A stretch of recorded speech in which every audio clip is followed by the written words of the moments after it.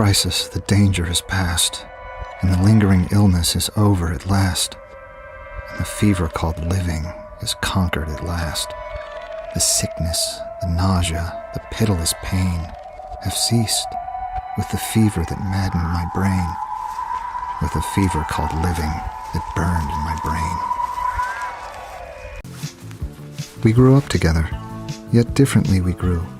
I ill of health and buried in gloom.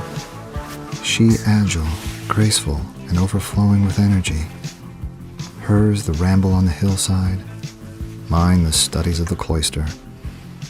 I living within my own heart and addicted body and soul to the most intense and painful meditation. She roaming carelessly through life with no thought of the shadows in her path or the silent flight of the raven-winged hours. My dearest Auntie, I am blinded with tears while writing this letter. I have no wish to live another hour. You well know how little I am able to bear up under the pressure of grief. I love, you know I love Virginia passionately, devotedly. I cannot express in words the fervent devotion I feel towards my dear little cousin, my own darling. All my thoughts are occupied with the supposition that both you and she will prefer to go with Niels and Poe. We sat, locked in each other's embrace, beneath the serpent-like trees, and looked down within the water of the river of silence at our images therein. We had drawn the god Eros from that wave. Ever with thee I wish to roam. Dearest, my life is thine. Give me a cottage for my home and a rich old cypress vine. And oh, the tranquil hours we'll spend, never wishing that others may see. Perfect ease we'll enjoy, without thinking to lend ourselves to the world and its glee. Ever peaceful and blissful we'll be. My baptismal name is Aegeus. That of my family I will not mention. Yet there are no towers in the land more time-honored than my gloomy, gray, hereditary halls. The recollections of my earliest years are connected with that chamber and with its volumes.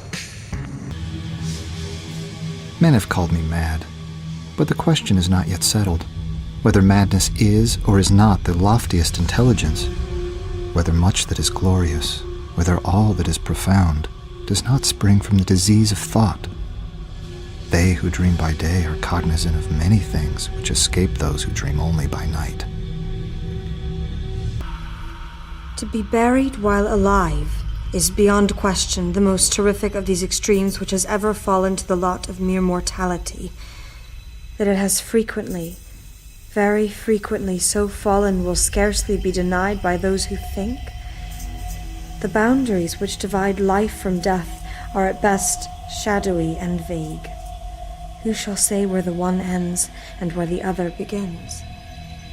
I once again struggled to cry aloud. A long, wild, and continuous shriek resounded through the realms of the subterranean night, as he whispered me of a violated grave, of a disfigured body enshrouded, yet still breathing, still palpitating, still alive. She had seen that the finger of death was upon her bosom. She had been made perfect in loveliness, only to die. On a chair lay a razor besmeared with blood. On the hearth were 2 or 3 long and thick tresses of gray human hair, also dabbled in blood, and seeming to have been pulled out by the... Upon the bed there lay a nearly liquid mass of loathsome, detestable putrescence. A flashy succession of ill-conceived and miserably executed literary productions, each more silly than its predecessor. The only thing noticeable was the peevishness of the writer. The only thing lacked an absolute and irreparable mental leprosy, rendering it a question whether he ever would or could again accomplish anything which should be worthy the attention of people not positively rabid. We loved with a love that was more than love, I and my Annabel Lee, with a love that the winged seraphs of heaven coveted her and me. And this was the reason that long ago in this kingdom by the sea, a wind blew out of a cloud, chilling my beautiful Annabel Lee. Each time I felt all the agonies of her death, and at each accession of the disorder I loved her more dearly and clung to her. I became insane with long intervals of horrible sanity. Looking upward, I surveyed the ceiling of my prison. A very singular figure riveted my whole attention. It was the painted figure of Time, save that in lieu of a scythe, he held a huge pendulum, such as we see on antique clocks. A slight noise attracted my notice, and looking to the floor, I saw several enormous rats traversing it. They had issued from the well which lay just within view to my right. While I gazed, they came up in troops, hurriedly, with ravenous eyes, allured by the scent of the meat. I heard all things in the heaven and in the earth. I heard many things in hell. How then am I mad? You will think so no longer when I describe the wise precautions I took for the concealment of the body. First of all, I dismembered the corpse. I cut off the head and the arms and the legs. Once upon a midnight dreary, while I pondered, weak and weary, over many a quaint and curious volume of forgotten lore, while I nodded, nearly napping, suddenly there came a tapping, as of someone gently rapping at my chamber door. "'Tis some visitor," I muttered, tapping at my chamber door. Only this, and nothing more. Deep into that darkness, peering, long I stood there wondering, fearing, doubting, dreaming dreams no mortals ever dared to dream before. But the silence was unbroken, and the stillness gave no token, and the only word there spoken was the whispered word, "Lenore." My soul, from our first meeting, burned with fires it had never before known. As I hoped to live, her talents were of no common order. Her powers of mind were gigantic. I felt this, and in many matters became her pupil. Beloved, amid the earnest woes that crowd around my earthly path, drear path, alas, where grows not even one lonely rose, my soul at least a solace hath in dreams of thee, and therein knows an Eden of bland repose. How shall the burial rite be read, the solemn song be sung, the requiem for the loveliest dead that ever died so young? But she is gone above, with young hope at her side, and I am drunk with love of the dead, who is my bride. In the excitement of my opium dreams, I would call aloud upon her name during the silence of the night or among the sheltered recesses of the glens by day, as if through the wild eagerness, the solemn passion, the consuming ardor of my longing for the departed, I could restore her to the pathways she had abandoned. Could it be forever upon the earth? I feel that a shadow gathers over my brain, and I mistrust the perfect sanity of the record. I saw thee once only. It was July midnight, and from out a full-orbed moon, that like thine own soul soaring sought a precipitate pathway up through heaven, there fell a silvery silken veil of light, clad all in white, upon a violet bank. I saw thee half reclining.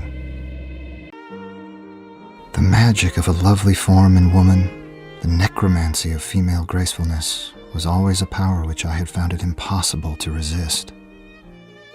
But here was grace personified, incarnate, the beau ideal of my wildest and most enthusiastic visions.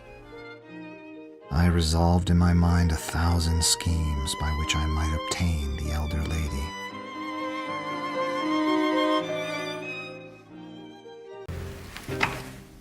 At your feet, if you so willed it, I would cast from me forever all merely human desire, and clothe myself in the glory of a pure, calm, and unexacting affection. I would comfort you, soothe you, tranquilize you, my love. I was but a child, groping, benighted. How had I deserved to be so cursed with the removal of my beloved? I saw, I felt, I knew that I was deeply, madly, irrevocably in love. But ere long the heaven of this pure affection became darkened, and gloom and horror and grief swept over it in clouds. To my mother, because I feel that in the heavens above, the angels whispering to one another can find among their burning terms of love none so devotional is that of mother. She who had been dead once again stirred, and, save that the eyelids were yet pressed heavily together, and that the bandages and draperies of the grave still imparted their charnel character to the figure, I might have dreamed that she had indeed shaken off utterly the fetters of death. I was answered by a voice from within the tomb, by a cry, at first muffled and broken, like the sobbing of a child, and then swiftly rising into one long, loud, continuous scream, utterly anomalous and inhuman. And then all is mystery and terror and a tale which should not be told. Disease. A fatal disease fell like the simoon upon her frame, and even while I gazed upon her, the spirit of change swept over her, pervading her mind, her habits, and her character, and, in a manner the most subtle and terrible, disturbing even the identity of her person. Alas, the destroyer came and went, and the victim, where was she? I knew her not, or knew her no longer as Berenice. My love, she sleeps. Oh, may her sleep, as it is lasting, so be deep. Soft may the worms about her creep. Some tomb, from out whose sounding door she ne'er shall force an echo more. Thrilling to think, poor child of sin, it was the dead who groaned within.